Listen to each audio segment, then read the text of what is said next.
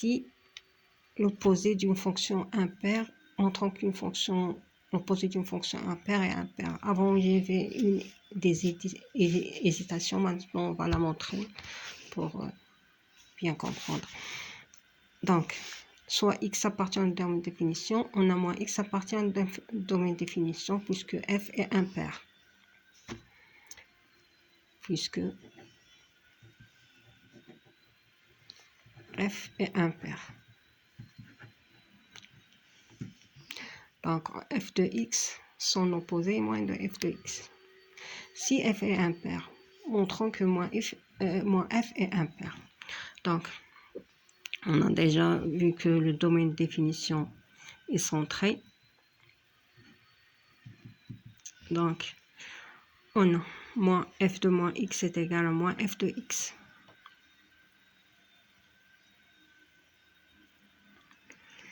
C'est égal à moins f de x, puisque f est impair.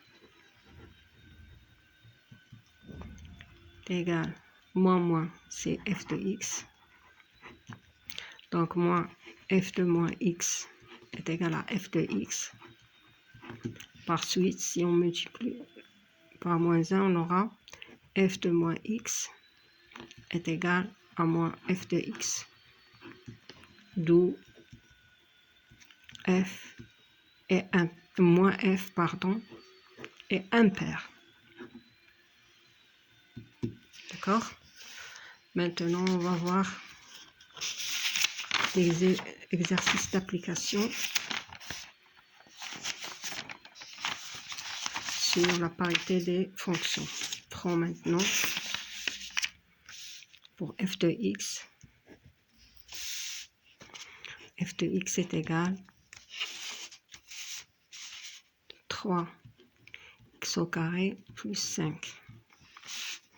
Cherche de domaine de définition, c'est r est égal à r, puisque c'est un polynôme.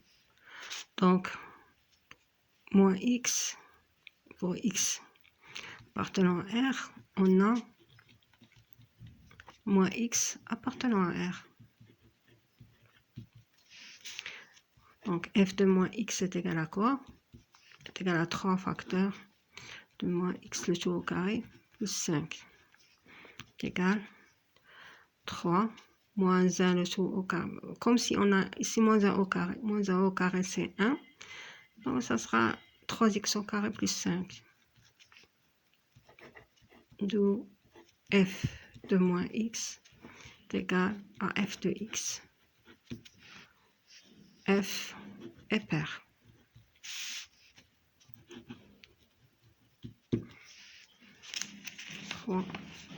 Encore 3 sur x. F de x est égal à 3 sur x. On va chercher si pair ou impair. Toujours domaine, on a x appartient à r et on a f de x existe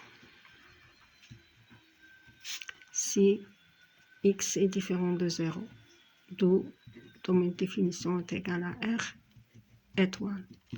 On a si x appartenant à r étoile, on a moins x appartient à r étoile encore. On a f de moins x est égal 3 sur moins x. Il faut l'écrire moins 3 sur x. On a 3 sur x est égal à f de x, donc est égal à moins f de x.